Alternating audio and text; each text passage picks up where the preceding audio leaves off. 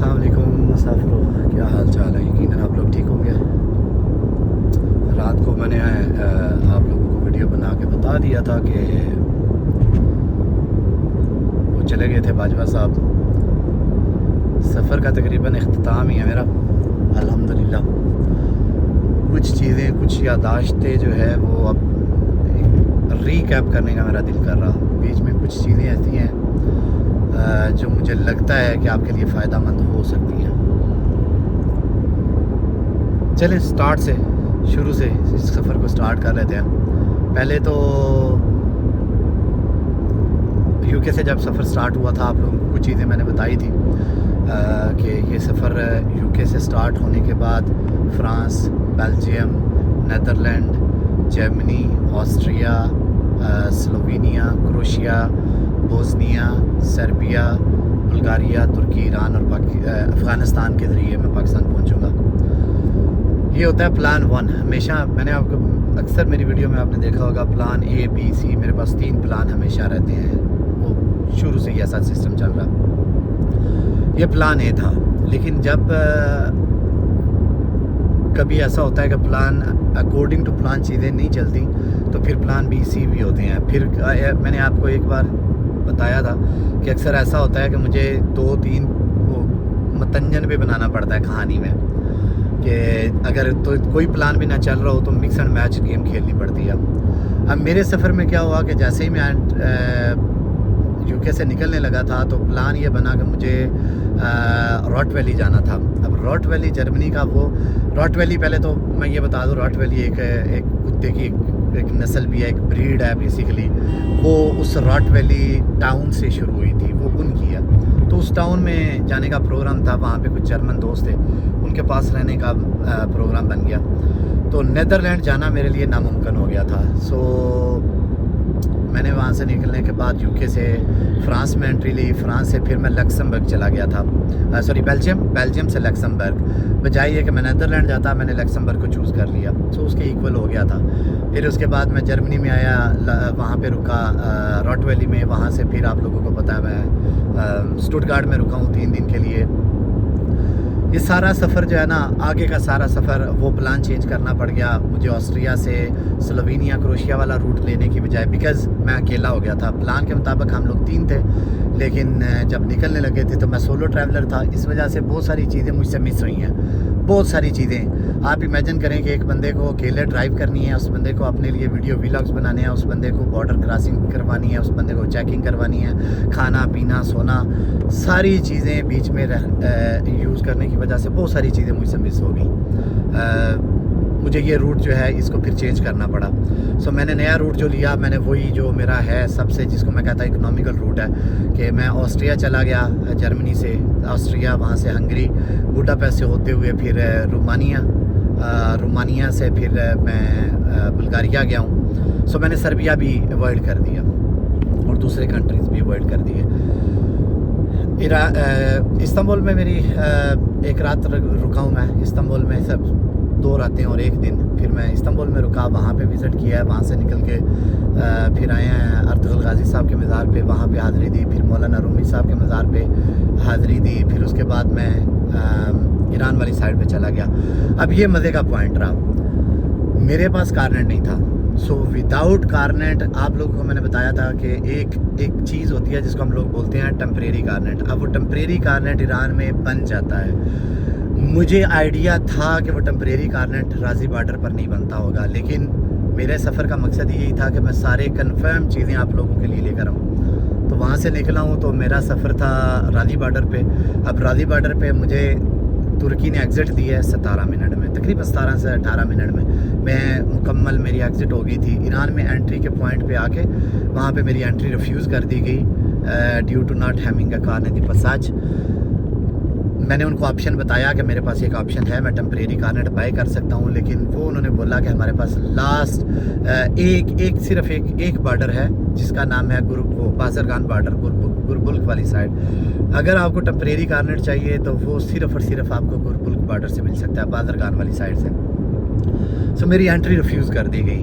और इस सफ़र में मैंने एक बाद में मैंने एक वीडियो भी बनाई थी जिसमें मैंने बोला था कि मेरे साथ पाकिस्तान और ईरान वाले जो हैं ये मेरे साथ पिंग पोंग खेल रहे हैं। और एक वीडियो में मैंने बोला था कि मेरे साथ टॉम एंड जेरी खेल रहे हैं, क्योंकि वो कभी कोई मुझे एग्ज़िट दे के वापस बुला लेता है कि वापस आ जाओ, कोई मुझे एंट्री नहीं देता। बहुत सारे काम हुए हैं, बहुत सारे। एनीवे वो मेरी एंट्री रिफ्यूज़ कर दी गई वहाँ पर ईरान बॉर्डर पर, तो फिर मुझे वापस तुर्की में एंट्री करनी पड़ी। दोबारा से एंट्री ली। उस एंट्री के बाद फिर वहाँ से तकरीबन 200-250 किलोमीटर दूर इनका जो बाज़रगान बॉर्डर है, मुझे उस पर आना पड़ा। उस बॉर्डर से आके मैंने एंट्री ली। अब वहाँ पे वीकेंड था या बैंक हॉलीडे था, जो कुछ भी था, बहरहाल उनका ऑफिस बंद था। उस ऑफिस के बंद होने की वजह से मुझे कारनेट वहाँ से भी नहीं मिला। सो मुझे अपनी गाड़ी वहाँ पे बॉर्डर पर छोड़कर फिर होटल में रहना पड़ा। राइट, अब जिस होटल में मैं गया हूँ, ये स्टोरियाँ तो मैं साथ साथ आपको बड़ी डिटेल के साथ बताऊँगा। हुआ क्या, एजेंट ने मेरे साथ क्या किया, वो कैसे फ्रॉड करते हैं, ये एक लंबी सी सीरीज़ है, लेकिन मैं क्विकली रिकैप करना चाहता हूँ इन चीज़ों को। सो वहाँ पे पैसे चेंज करने का इंतज़ाम था, वो हो गया। सिम का इंतज़ाम था, वो हो गया। उससे नेक्स्ट डे मैंने जाके अपनी गाड़ी पिक कर ली बॉर्डर से। मैंने उसका टेम्परेरी कारनेट बनवा लिया। मेरा टेम्परेरी कारनेट जो है अराउंड 700 पाउंड मुझे उसने कास्ट किया। वहाँ से मैंने गाड़ी लेके फिर ईरान में मैंने एंट्री ले ली। ईरान में एंटर होने के बाद इन वन गो मैंने वहाँ से बॉर्डर से शुरू किया था सफ़र, और मैं मशहद तक आया हूँ। सो वो एक अपनी काइंड का एक डिफरेंट एक्सपीरियंस रहा मेरे साथ। तकरीबन 1900 किलोमीटर का in one go solo traveller का सफ़र करना मेरे ख्याल से एक अचीवमेंट है, गुड अचीवमेंट है। To me honestly it is a good achievement. Mashhad में पहुंचा हूँ तो ये 1900 किलोमीटर का सफ़र करने का मकसद बेसिकली ये था कि वो दिन था बुध वाला। मतलब मैं मंगल वाले दिन मैंने एंट्री ली थी ईरान में। सो वो दिन था बुध वाला। मुझे ये पता चला था कि बुध वाले दिन अगर मेरा रोड पास और वीज़ा आ गया तो ठीक है, अदरवाइज़ थर्सडे फ्राइडे 2 दिन एम्बेसी बंद रहेगी। तो मैं इस लालच में था कि मैं रुकूँ नहीं, मैं अपना सफ़र कंप्लीट करूँ। सो वो 1900 किलोमीटर का सफ़र मैंने सिर्फ इस वजह से किया कि मैं बुध वाले दिन एम्बेसी पहुँच जाऊँ, जो कि मैं पहुँच गया अल्हम्दुलिल्लाह। दिन को 1 बजे से पहले, पौने 1 बजे, बल्कि 12:30 बजे, 12:35 पे मैं मशहद में था एम्बेसी के सामने, अफ़गानिस्तान एम्बेसी, क्योंकि मेरी नेक्स्ट डेस्टिनेशन जो थी वो अफ़गानिस्तान थी। जब मैं एम्बेसी के बाहर पहुंचा हूँ तो जो एजेंट था वो मेरे लिए आया, उसने मुझे रोड पास बनवा के दिया गाड़ी का। उसने बोला जी अब रोड पास कंप्लीट हो गया, लेकिन आपको वीज़ा नहीं मिल सकता क्योंकि उनका सिस्टम डाउन है, और अब आपको वीज़ा मिलेगा इसका हफ्ते वाले दिन। मैंने बोला यार आज तो बुध है, बुध का दिन भी गया, जुमेरात गया, बीच में जुम्मा गया, हफ्ते वाले दिन मुझे मिलेगा। कहता है बस आपको करना पड़ेगा। मैंने कहा अगर मुझे हफ्ते वाले दिन मिलेगा तो इतवार वाला दिन तो मेरा लास्ट है। अगर इतवार वाले दिन मैं ईरान से नहीं निकलूँगा तो ईरान का जो टेम्परेरी कारनेट है उसका लिमिट ख़त्म हो जाएगी, वो गाड़ी इलीगल हो जाएगी, वो मेरे लिए एक नया स्यापा पड़ जाएगा। खैर मेरे पास 2-3 दिन थे इसमें प्ले अराउंड करने के लिए। सो मैंने डिसाइड किया कि जो 2-3 दिन मिलते हैं इसमें इमाम पाक के हरम शरीफ की ज़ियारत भी होगी, इसमें यहाँ पे रुकेंगे। वैसे भी आप लोगों को मैंने बताया था मैं मस्जिदी सैयद हूँ, तो ये मेरा घर था, तो मुझे लगा कि मुझे यहाँ पे सैर करनी चाहिए 2-3 दिन। सो विच आई डिड, यही काम किया मैंने 2-3 दिन के लिए। मशहद में रुके। अब हफ्ते वाले दिन वो 2 साथ चले, जो अफरीदी, अब्बास अफरीदी उनका नाम था, वो मेरे साथ आए। बल्कि इनफैक्ट हेरात से एक बंदे थे, अली भाई, वो हेरात में थे अफ़गानिस्तान में, वो वापस मशहद में आए मेरे लिए कि तुम्हारा वीज़ा लगवा के मैं तुम्हारे साथ खुद तुमको हेरात तक लेकर जाऊंगा। अनफॉर्चुनेट हैपन ये हुआ कि जब हम वीज़ा लेने के लिए गए तो वहाँ पे एक बोर्ड लगा हुआ था इतला के ता हुक्म सानी हमारी एम्बेसी से कोई वीज़ा इशू नहीं हो सकता अफ़गानिस्तान का। उसका रीज़न शायद कुछ उनके सफ़ीर के अपने कुछ मामला थे एम्बेसी के साथ। बहरहाल जो भी था वहाँ पे उनका लगा हुआ था नोटिस, और हमारे पास कोई ऑप्शन नहीं था, वीज़ा नहीं मिला हफ्ते वाले दिन। अब उनसे बात की कि अब नेक्स्ट इसका क्या हो सकता है, तो उन्होंने बोला ता हुक्म सानी, विच मीन्स मे भी 1 घंटे बाद खुल जाए और मे भी 1 महीने बाद भी ना खुले। और मेरे पास प्ले अराउंड करने के लिए सिर्फ वही दिन था। अगर मुझे उससे वेरी नेक्स्ट डे इतवार वाले दिन वीज़ा मिल जाता दिन को, तो मैं शाम को एंट्री ले सकता था। लेकिन मेरे लिए वरिंग पॉइंट ये था कि अगर मैं कल का वेट करता हूँ, कल वीज़ा नहीं मिलता तो मैं अफ़गानिस्तान में एंट्री नहीं हो सकती। तो ज़ाहिर बात है मेरे पास कुछ घंटे बचेंगे, उन कुछ ही घंटों में मैं मशहद से तफ्तान बॉर्डर पर कैसे पहुँचूँगा। मेरी गाड़ी इलीगल हो जाएगी और मेरी गाड़ी अगर पकड़ी जाती है तो वो मेरे लिए ज़्यादा प्रॉब्लम होगी। सो मुझे विथड्रॉ करना पड़ा अपना ये फ़ैसला, ये चेंज करना पड़ा। फिर प्लान सी पे जाना पड़ा, अफ़गानिस्तान वाला छोड़ के मुझे तफ्तान बॉर्डर पर आना पड़ा। ये भी मैं एक वीडियो बनाई सी जिस मैं क्या सी कि तैयारी तो मैं करके आया सा, इंग्लिश के पर्चे दी थे, अगों रियाजी का पर्चा आ गया। एनीवे वहाँ से फिर मुझे तफ्तान बॉर्डर पर पहुँचना पड़ा। मैं तफ्तान बॉर्डर की तरफ सफ़र शुरू किया। फिर आगे निशात बाजवा साहब जो जर्मनी से सफ़र कर रहे थे, उनसे फिर मेरा रब्ता हो गया। उनकी गाड़ी की कहानी भी एक बहुत लंबी और बहुत अजीब किस्म की थी। उनकी गाड़ी के एड ब्लू के साइन आ गए। फिर उस एड ब्लू के साइन की वजह से ICU ने उनको 700 किलोमीटर का लिमिट दे दिया था कि उसके बाद आपकी गाड़ी जो है बंद हो जाएगी। और उस वक़्त उनका जाहिदान 1100 किलोमीटर था। सो मैंने उनको बोला कि आप ऐसा करेंगे, आप सफ़र करें, you don't have any other choice, आपको आना तो पड़ेगा, मैं आपकी तरफ आऊँगा। अगर ऐसा हुआ तो मैं आपकी तरफ आ जाऊँगा। बहरहाल वो आए, मैं इधर से चला था। फिर हम लोग जाहिदान में इकट्ठे हुए, गाड़ी उनकी बंद होगी, स्टार्ट नहीं होती थी, वही एड ब्लू का इशू था। फिर वहाँ से मतलब ये इतनी डिटेल में कहानियाँ मैं सुना, मैं घंटों के हिसाब से इस पर बोल सकता हूँ कि हमारे साथ रास्ते में क्या क्या ड्रामे हुए। एनीवे रात को फिर हम लोग ऐसे ही सो गए। सुबह उठेंगे तो देखेंगे गाड़ी का क्या हो सकता है। गाड़ी मर्सिडीज E220 2023 मॉडल की, नई मॉडल में, जिसका ऑटो गियर है। ऑब्वियसली उसका गियर शिफ्ट भी नहीं था, शाफ्ट भी नहीं थी कि जिसको हम करके तो गाड़ी टो करके लेके जा सकते। कोई रास्ता था ही नहीं उसको स्टार्ट कर ही नहीं करने के अलावा। लकीली वो मेरे पास एक वो OBD शायद होती है छोटी सी, वो 5-6 पाउंड वाली, वो मुझे जो BMW 5 सीरीज़ पे नवाज राजपूत और दूसरे जो अरसलान भट्टी साहब थे वो सफ़र करते हुए उन्होंने वो मुझे दी थी। उन्होंने कहा था यार शायद कहीं आपके काम आए, मेरे तो आई नहीं। लेकिन वो कुदरती पे मेरे पास पड़ी थी। मैंने कहा यार यहाँ पे चेक करते हैं। उन्होंने बोला शाह जी इससे क्या होगा। हमने तो जर्मनी में कांटेक्ट बंदे के साथ किया, उसने बोला जी आप आपकी गाड़ी के दो हल है। एक तो ये है कि गाड़ी वहाँ से रिकवरी ट्रक पे लाते हैं, इस्लामाबाद ले जाएं, वहाँ पे मर्सिडीज़ गैरेज में चेक कराएं। दूसरा ये है कि गाड़ी जो है ना, इसको यहीं पे इसका ICU निकालें और वो जर्मनी में वापस मंगवाएं, हम इसका रीमैप करके आपको भेज देंगे तो फिर गाड़ी चलेगी, अदरवाइज़ ये चल ही नहीं सकती। पर पता नहीं मेरे दिमाग में क्या है। मैंने कहा, हालांकि मैंने कभी OBD कभी यूज़ भी नहीं की थी, वो कुदरती अल्लाह पाक की तरफ से था। वो मैंने छोटी सी डिवाइस थी, वो मैंने इनके कंप्यूटर के साथ प्लग एंड प्ले वो थी किया। वो मैंने ऐप खोली, एरर कोड जो है ना वो 2 शो हुए, मैंने उनको रिमूव कराया, सलफ मारा, गाड़ी स्टार्ट हो गई, अल्हम्दुलिल्लाह हो गई। फिर वहाँ से हम लोगों ने सफ़र शुरू किया। फिर पाकिस्तान की तरफ आए हैं, ईरान ने मुझे एग्ज़िट दिया है, डॉक्यूमेंट सारे क्लियर हो गए हैं, एवरीथिंग वाज स्मूथ एंड बिल्कुल नॉर्मल प्रोसेस था until I reached into Pakistan border. जैसे ही पहली चेक पोस्ट पर आया जो कि कस्टम की है, उन्होंने चेक किया है कारनेट। मैंने कहा कारनेट तो है नहीं। उन्होंने किसी अफसर से बात की, अब वो जो अफसर भी हैं मुझे नाम वगैरह तो सबके पता है, लेकिन अब मैं उन लोगों के नाम नहीं लूँगा। उनकी तरफ से हुक्म शाही किया गया कि इस बंदे को वापस ईरान में भेज दो। मैंने बोला you can't do this to me because मैं पाकिस्तानी हूँ, मेरे पास पाकिस्तानी पासपोर्ट है, ईरान का मेरे पास वीज़ा नहीं है, मैं तो आप मुझे ईरान में भेज कैसे सकते हैं।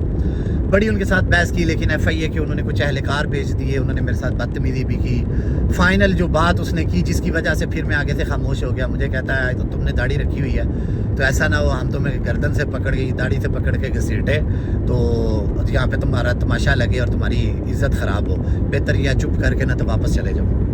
ये उस बंदे के अल्फाज थे, वो मुझे भूलेंगे नहीं। खैर वो अल्लाह पाक की ज़ात ऊपर बैठी है ना, वो सबसे बड़ी प्लानर होती है। मैंने अब ऑब्वियसली मुझे ये था कि मुझे ये वापस किस तरह भेज सकते हैं, लेकिन खैर इन्होंने मुझे भेजा है। मेरी एंट्री रिफ्यूज़ की, मुझे एंटर होने ही नहीं दिया गया। मैंने 1-2 दोस्तों को फ़ोन घुमाए, लेकिन किसी से मेरा रब्ता नहीं हो सका अनफॉर्चुनेटली, इंटरनेट का भी इशू था वहाँ पर। फिर वहाँ से जब मैं ईरान में एंट्री ली तो उन्होंने बोला हाँ जी आ जाएँ, वीज़ा दें। मैंने कहा जी मेरे पास तो वीज़ा ही नहीं है, हालांकि मेरे पास वीज़ा था ईरान का, मेरे पास डबल एंट्री वीज़ा था, लेकिन वो वीज़े के सारे डॉक्यूमेंट मैं बाजवा साहब को दे गया हुआ था। मैंने कहा मैंने ईरान में एंट्री नहीं होने देनी, ऐसे तो ऐसे ही सही, जो हो चुका है ना इन्होंने जो कुछ करना है ये कर लें। सो मैं ईरान में गया, उन्होंने मुझसे वीज़ा मांगा, मेरे पास वीज़ा नहीं था। मैंने कहा जी अब मेरे पास वीज़ा नहीं है, आपने जो कुछ करना है फिर करें। उन्होंने 2 काम किए। एक तो उन्होंने जो मेरे वीज़े की इन्होंने एग्ज़िट की थी ना, अब ये देखें सलूक देखें उनका। मैं उनके मुल्क आते ऐशी नहीं हूँ, लेकिन मुझे उन्होंने मुश्किल में देख के उन्होंने मेरे लिए क्या किया कि जो मेरी एग्ज़िट स्टैंप की थी उन्होंने कंप्यूटर के ऊपर उसको वॉइड किया, मेरा खरूज जो है उसको वापस कर दिया। उसके मुताबिक अब हालांकि मेरे पास वो वीज़ा पेपर भी नहीं था, वो तो मैं बाहर दे आया था, उन्होंने मेरी खरूज जो है उसको क्लियर कर दिया, अपने कंप्यूटर से वॉइड कर दिया, विच मीन्स कि अब मैं लीगली ईरान में रह सकता हूँ। दूसरा काम उन्होंने ये किया कि जो मेरा टेम्परेरी कार्नेट का उन्होंने खरूज डाला था वो भी उन्होंने विड्रॉ कर दिया। अब मेरी गाड़ी लीगल होगी ईरान के अंदर। अब मुझे कहते हैं कि ऐसा करते हैं, तुम्हारी गाड़ी ले जाते हैं उधर, हमारा कस्टम हाउस है, उसमें गाड़ी पार कर लो आप, तो आप बताओ आपका इरादा क्या है। अब मैं क्या इरादा बता सकता हूँ। मैंने कहा ये मेरा इरादा ये, मैं पाकिस्तान जाता हूँ, वापसी पे गाड़ी ले जाऊँगा।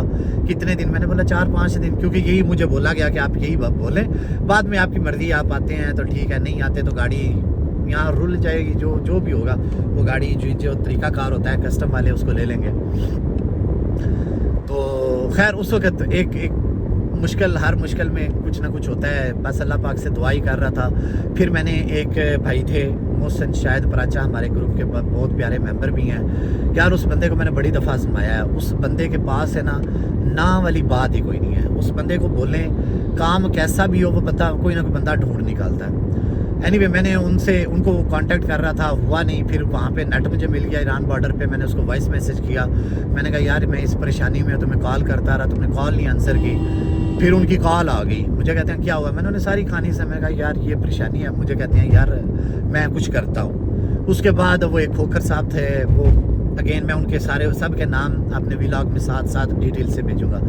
वो उन्होंने मुझे कांटेक्ट किया, उन्होंने बोला कि जी क्या स्टोरी है, मैंने सारी स्टोरी सुनाई। फिर उन्होंने बोला कि जनाब आप कहाँ पे हैं, मैंने सारा बताया मैं इस वक्त कहाँ हूँ। उन्होंने बोला कि बाई लॉ ये तो कर नहीं सकते। मैंने कहा सर यही तो मैं भी रो रहा हूँ कि हमारा कस्टम का लॉ बाई इटसेल्फ ये डिफाइन करता है कि अगर कोई भी बंदा फॉरनर मीन्स एनी पर्सन, मैं तो फिर पाकिस्तानी हूँ ना, मेरी ये एंट्री को किस तरह ये रिफ्यूज़ कर सकते थे। मेरी गाड़ी ये पकड़ लेते, वहीं की वहीं रोक लेते, पकड़ लेते, आग लगा देते, वो बात ख़त्म हो जाती। लेकिन मुझे इस चीज़ का अफसोस रहेगा कि मेरे मुल्क में से मुझे निकाल के बाहर एक गैर मुल्क में फेंका गया। वो कहते हैं जी वाकई आपका हमारा कानून यही कहता है अगर कोई गाड़ी आ जाती है तो आप उसको सीज़ कर दें, अगर उसका कारनेट नहीं है उसको ऑप्शन दें। फिर उसका एक और हल भी होता है, और वो मुझे हल पता था, वो मैं आप लोगों को नहीं बताऊँगा। तो उसके कई रीजंस हैं, लोग उसको मिसयूज़ करते हैं। बहरहाल मेरे पास एक ऑप्शन था, वो आगे चल के बताता हूँ। मैंने कहा सर ये चीज़ें तो मुझे पता है, अब इसलिए मैंने इतना बड़ा रिस्क लिया तो कुछ ना कुछ तो मेरा होमवर्क होगा ना इस बात के ऊपर। इतना पागल तो नहीं है कि मैं 14 मुल्क घूम के मैं गाड़ी विदाउट डॉक्यूमेंट लेकर आया हूँ। उन्होंने बोला अच्छा मुझे ये बताओ तुम्हारा वो एजेंट कौन था जिसने डील किया। मैंने सर मुझे नहीं पता कौन सा एजेंट था, मुझे ये पता है जो कस्टम की पहली चेक पोस्ट है बॉर्डर पे एंट्री लेने के बाद, वहाँ पे एक सलीमुल्लाह लड़का था, उसका नंबर भी मेरे पास है, और वो 2022 में आया था तो उससे सलाम दुआ हो गई तो उसका नंबर मेरे पास था। मैंने कहा जी उस बंदे को पता होगा कि ये किस ऑफिसर के ऑर्डर है। मैंने उस बंदे के नंबर दिया, वो वहाँ पे काम करते रहे हैं वो खोखर साहब, उन्होंने मुझे नहीं पता किस किस को फ़ोन कमाए और उनका क्या जारहाना लहजा था और क्या था। मुझे उन्होंने एक एडवाइस की थी कि जब तक आप परेशानी में आप दरूद शरीफ पढ़ें सब हल हो जाएगा। तो जो कि अल्हम्दुलिल्लाह मैं परेशानी में हूँ तो मेरे पास भी यही ऑप्शन होता है, मैं पढ़ता भी रहा। वहाँ पे फिर बॉर्डर का क्लोज़ हो गया, गेट बंद कर दिए। अब फाइनल गेट था जिस जगह पे मेरी गाड़ी खड़ी थी, वहाँ पे फौजी खड़े थे। अब जाहिर बात है मेरी गाड़ी वहाँ पे खड़ी है मिडल ऑफ नोवेयर, अब वो किसी साइड पे जाएगी तो तब उन्होंने गेट क्लोज करने थे। ऑर्डर आए कि जनाब आप वहाँ से गाड़ी उठाएं और कस्टम हाउस थे जो कि ईरान का कस्टम हाउस में, वहाँ पे गाड़ी आप खड़ी कर दें। अब वो लास्ट मोमेंट थे, गेट बंद हो चुके हुए हैं, लोगों को वो बाहर निकाल चुके हुए हैं। मैं I was the one and only person on the border. अब जाहिर बात है मैं क्या कर सकता हूँ। तो मैंने कहा जी चलें। फिर वो ईरान के कस्टम वाला एक गाड़ी लेकर आ गया अपनी, वो मुझे बिठाया, मुझे कहते हैं आज वो गाड़ी लेकर आए। लेकिन मेरे गाड़ी पर पहुंचने से पहले खोखर साहब ने जिसकी क्लास लेनी थी, जिसकी जितनी ले सकते थे उन्होंने ली हुई थी। तो वही FIA एजेंट जिसने मुझसे बदतमीजी की थी, जिसने मुझे बोला था कि तुमने दाढ़ी रखी हुई है तुम्हारी इज्जत ख़राब हो जाएगी, वही वहाँ पे खड़ा था और वो हाथ बांध रहा था मेहरबानी करें गाड़ी वापस ले आए। दिल तो मेरा किया मैं बोलूँ मेरा पुत्र अब गाड़ी इधर ही रहेगी, मैं गाड़ी को इधर आग लगा दूंगा, पाकिस्तान में नहीं आता। लेकिन अभी इसलिए मेरा एक मिशन था, मुझे वो सबसे ज़्यादा अजीज़ होता है कि मेरा एक टारगेट है, मुझे वो कंप्लीट करना है। और ये मेरी नेचर भी है कि जो चीज़ मैंने सोची होती है वो मैंने करनी होती है। अब वो मैंने पूरी करनी थी, लिहाजा थोड़ा सा तहम्मुल मिजाजी के साथ मैंने गाड़ी ली। अब ईरान ने क्या किया, ईरान ने दोबारा से मेरे उन डॉक्यूमेंट पे एग्जिट डाली है, मेरी गाड़ी की एग्जिट डाली है और मेरे पासपोर्ट की एग्जिट डाली है। मैंने पाकिस्तान में दोबारा री एंटर हुआ हूँ, मगरब का टाइम हो रहा था। फिर पाकिस्तान का जो हमारा जो इमिग्रेशन ऑफिस का के कंप्यूटर थे वो शट डाउन किए जा चुके थे। मुझे इन्होंने उठा के वहाँ पे बुलाया, एक बंदे को बुलाया, फिर उसने आके कंप्यूटर ऑन किया, फिर उसके बाद मेरी इमिग्रेशन की गई। उसके बाद मुझे कस्टम हाउस भेजा गया। कस्टम हाउस में जाते ही जनाब सबसे पहले तो उन्होंने मेस में खाना तैयार किया हुआ था, मुझे बुलाया है, मुझे खाना खिलाया गया है। फिर उसके बाद मुझे एसी साहब हैं सर एहतशाम, अल्लाह पाक उनके तमाम ख़ानदान के जितने भी मुसलमान मरहूमीन हैं सबको करवट करवट जन्नत नसीब फरमाए। उन्होंने बहुत प्यार किया जनाब, वो खुद उधर नहीं थे लेकिन उनके आर्डर बड़े सख्त थे। फिर वहाँ पे मुझे जनाब कुछ वहाँ पे लोगों ने डील किया जिनके नाम आगे चल के बताऊँगा। खाना खिलाया गया, चाय पिलाई गई। जब खाना खा के मैं बाहर निकला हूँ तो देखा तो वहाँ बंदा ही कोई नहीं था यार। वहाँ के पास पूरा ऑप्शन था कि वो भाग जाते गाड़ी के साथ, लेकिन ऑब्वियसली वो मेरा टारगेट था नहीं। गाड़ी मेरे पास थी, मैंने गाड़ी ली क्योंकि मुझे निशात बाजवा साहब और कुछ और लोग जो थे वो लेविस के थाने में थे, तो मैं गाड़ी ली, मैं थाने में चला गया। फिर मैंने रात थाने में गुजारी। सुबह उठ के मैं कस्टम हाउस गया हूँ, एसी साहब जो हैं सर एहतशाम, उनसे मिला। फिर एक आमिर भट्ट हैं हमारे, अल्लाह पाक उनको भी खुश रखे, इंतहा के खूबसूरत इंसान है। उनसे मैं पहले 2011 में मिल चुका हूँ, बहुत प्यारा बंदा है। बहरहाल A to Z पूरे का पूरा स्टाफ कोऑपरेटिव था। फिर उन्होंने ड्यूटी, एक मोहसिन साहब है वहाँ पे, उनकी लगाई, मोहसिन साहब भी थे। इन सब लोगों ने ना पूरा जिसको कहते हैं ना टका के इज़्ज़त करना, उन्होंने मुझे इज़्ज़त पेश की। फिर मुझे कहते हैं कि हम आपके लिए एक ऑप्शन ये निकाल सकते हैं, अगर आप अपनी गाड़ी लेकर घर जाना चाहें तो हमारे पास आपके लिए ऑप्शन है। और वो ऑप्शन उन्होंने मुझे बताया अगेन, जो कि मैं आप लोगों को नहीं बताऊँगा। उस ऑप्शन के हिसाब से मैं विदाउट कारनेट अपनी गाड़ी लेकर अपने घर में जाके, वही 3 महीने का कारनेट दी पसाज वाला सिस्टम मेरे पास ऑप्शन था कि मैं अपनी गाड़ी रखता, घूमता फिरता और वापस गाड़ी को ले जाता। But according to my plan मेरी गाड़ी का दी एंड पाकिस्तान के ख़जाने में था, सो मुझे गाड़ी छोड़नी थी। सो मेरे पास डॉक्यूमेंट अभी फ़ाइल में पड़े हुए हैं बैग में। मैंने अपनी गाड़ी सरेंडर करना मुनासिब समझी। मैंने सर एहतशाम से भी बात की, उन्होंने भी बड़ा मना किया, यार आपकी गाड़ी है आप ना करें। मैंने कहा सर एक ही बात है, गाड़ी सरेंडर करनी है, अब यहाँ पे रुकेगी। सबको अफसोस था, आप यकीन करें, हालांकि उनका क्या काम है अफसोस करना, लेकिन सबको मेरी एफर्ट नज़र आ रही थी कि यार 14 मुल्क तुमने घूमे हैं इस गाड़ी के ऊपर, इतनी देर तो किसी जानवर के साथ भी बैठे तो एक मोहब्बत हो जाती है, उनसीयत हो जाती है। तुम अपनी गाड़ी है, इतनी अच्छी गाड़ी है, फिर एक नाम है BM का, तो आप उस गाड़ी को यहाँ पे सरेंडर करके फ्री में दे के जा रहे हो। अच्छा, वहाँ पे काफ़ी लोग मुझे मिले, एजेंट टाइप तबका, उन्होंने बोला जनाब हमारा काम है इस गाड़ी को यहाँ से आगे पीछे कर लेना, निकाल लेना, आप सिर्फ क्या करो कि हमसे डील करो, हमसे पैसे ले लो, कितने में बेचोगे, हमसे पैसे ले लें, गाड़ी बेच दें। खैर वो एक लंबी कहानी, मैंने किसी की बात नहीं मानी, गाड़ी अपनी मैंने सरेंडर किया। उसके मेरे पास रिसीविंग आ गई और उसके बाद मैंने अपना अगला सफ़र शुरू किया निशात बाजवा साहब के साथ। हम लोग एक दिन में अल्हम्दुलिल्लाह क्वेटा पहुँचे। यहाँ पे ये मैं आपको बात बता दूँ, इस रिकैप में मैं अक्सर कहता होता हूँ avoid security escort, levies escort if you can. अगर आप कर सकते हैं तो ज़रूर करें। कुछ लोगों को तरीक़ों का नहीं पता होता, आप लोग डरते बहुत ज़्यादा हैं, कभी कभी डरने से काम ख़राब हो जाता है। बहरहाल हम लोगों ने लेवीज़ के साथ जाते हुए भी मैंने 3-4 जगह पे, बाजवा साहब की तबीयत और थी, सईद भाई की भी और थी, वो ज़रा टेंशन ले जाते थे। मैंने 2-3 जगह पे सिक्योरिटी प्रोटोकॉल जो है ना स्किप कर दिए थे, लेकिन वो कहते हैं यार हमने इनके पीछे आप जाना है, यार आप भाग जाते हो, यार आप इनसे चले जाओ। मैं कहा सर आप टेंशन ना लें, इन लोगों के साथ मेरा चूहे बिल्ली वाला खेल बड़ा पुराना चलता है, लेकिन उनकी तबीयत की वजह से मुझे लगा कि वो उनका सफ़र ज़रा ना वो सोचने में पड़ जाते थे। मैंने फिर प्रोटोकॉल फॉलो किया, हम लोग क्वेटा पहुँचे, लेकिन क्वेटा में जो लास्ट 2 सिक्योरिटी प्रोटोकॉल थे वो मैंने स्किप किए, और वो स्किप भी किए, और फिर हमारी लड़ाई भी होगी पुलिस वालों के साथ। लड़ाई हमारी से मुराद मेरी। तो एक मुकाम ऐसा आया कि मैं गाड़ी से बाहर निकल गया। मैंने कहा ऐसे तो ऐसे सही है, 2 खाएंगे 2 मारेंगे। वो सईद भाई ने पकड़ के ज़बरदस्ती गाड़ी में बिठाया, उन्होंने बोला नहीं करना। एनीवे उसका नतीजा ये हुआ कि फिर मुझसे सिक्योरिटी हटा ली गई। हम लोग अपनी मर्ज़ी के होटल में रात को सोए, और सुबह 6:30 बजे हम लोगों ने वहाँ से सफ़र शुरू किया क्वेटा से। और आप बिलीव करेंगे सुबह 6:30 सफ़र शुरू करके शाम को 8 बजे हम लोग पिंडी बटियाँ थे।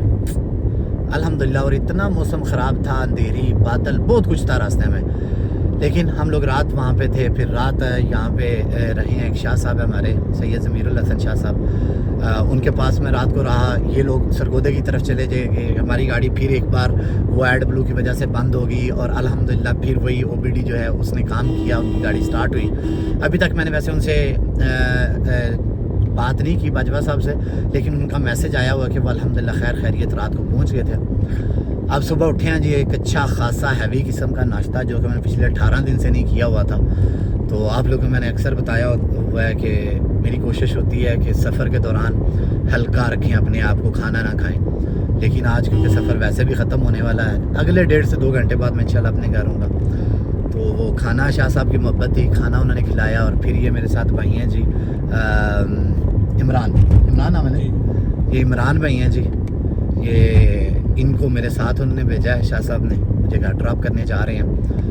तकरीबन 1.5 घंटे का हमारा रास्ता है। तो ये थी हमारी टोटल की टोटल रीकैप। ये जो वीडियो है इंशाल्लाह मैं कोशिश करूँगा इसको आज ही अपलोड हो जाए। ये बाद में इसका हिस्सा बने व्लॉग का या ना बने वो एक और बात है। पर व्लॉग बहुत मज़े का, इसमें आप लोगों को बहुत कुछ देखने, सुनने, समझने के लिए मिलेगा। बहुत सारी ऐसी चीज़ें हैं, बहुत सारी ऐसी स्टूपिड हरकतें हैं जो लोगों की नज़र में इतनी स्टूपिड थी कि वो समझते हैं कि ये एक बहुत ही अजीब हरकत तुमने किया, जिसमें मेरी गाड़ी है।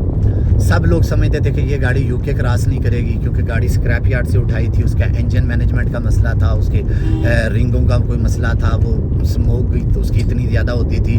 तो सबको लगता था ये UK क्रॉस नहीं कर सकती गाड़ी। अल्हम्दुलिल्लाह पाकिस्तान के बॉर्डर पे, पाकिस्तान के कस्टम हाउस दफ्तान में गाड़ी रोक के, उस गाड़ी की वीडियो भी मेरे पास है, वो मेरे व्लॉग का हिस्सा बनेगी। अगेन वो गाड़ी यहाँ पर पहुँचानी, ये एक स्टूपिड किस्म का काम था। मुझे लगता है कि कोई और करेगा, करने की हिम्मत नहीं करेगा, मुझे लगता है। लेकिन बड़े बड़े सर फिरे माँ ने पैदा किए हुए हैं मेरी तरह के। लेकिन एक वो थी, अल्हम्दुलिल्लाह वो ठीक हो गया। उसके अलावा कारनेट का ना होना, अल्हम्दुलिल्लाह वो सब कुछ ठीक हो गया। इस मौके पे मैं आप लोगों को ये मशवरा ज़रूर दूंगा, अगर आप मेरी तरह का कोई काम करना चाहते हैं ज़रूर करें। मैं यही कह सकता हूँ, ज़रूर करें। लेकिन बेहतर ये होता है कि आप किसी ऐसे बंदे से मशवरा कर लें कि जिसने ये काम पहले किया हो, क्योंकि हर बंदे का दिल जो है शायद इतना मजबूत ना हो कि वो ये झटके बर्दाश्त कर सके कि आपको उठा के आपके मुल्क से ही बाहर फेंक दिया जाए आपकी गाड़ी समेत, या फिर आपको एक बॉर्डर से एंट्री दी जाए, रिफ्यूज़ की जाए और आप मुड़ के फिर दूसरे एंट्री बॉर्डर पे ट्राई करने के लिए चले। बहुत सारी ऐसी प्रॉब्लम्स हैं, बहुत सारे ऐसे काम थे। मुझे लगता है कि अगर मेरा दिल थोड़ा सा भी नरम होता तो मोस्ट लाइकली होना यही था कि मैंने सारा कुछ छोड़ के मैंने वहीं पे गाड़ी को आग लगा के मैंने वापस चले जाना था। सो दिल मजबूत करके आपको ये काम करना पड़ेगा। सही पत्थर की तरह का दिल हो तो तब आपने विदाउट डॉक्यूमेंट, ये जो तरीका है विदाउट कारनेट सफ़र करने वाला, ये आपने तब करना है। और अगर आपका दिल नरम है तो फिर बिल्कुल ये काम ना कीजिएगा। और मुझे एंट्री दी है, ज़रूरी नहीं है कि आपको भी एंट्री इसमें मिलेगी। मैं नेक्स्ट टाइम करूँगा या नहीं करूँगा ये तो और बात है, लेकिन हाँ ये है कि अगर आप लोग ये डिसाइड करें कि आप विदाउट कारनेट आएंगे और आप अपनी गाड़ी को सरेंडर करेंगे तो उसके लिए मैं आपके लिए हेल्प के तौर पर मैं आपके लिए बात कर सकता हूँ, ताकि पाकिस्तान के बॉर्डर पर आपके साथ वो चीज़ें रिपीट ना की जाएं जो मेरे साथ रिपीट की जाएंगी। मेरी पाकिस्तान में दोबारा एंट्री के बाद भी बहुत कुछ हुआ है।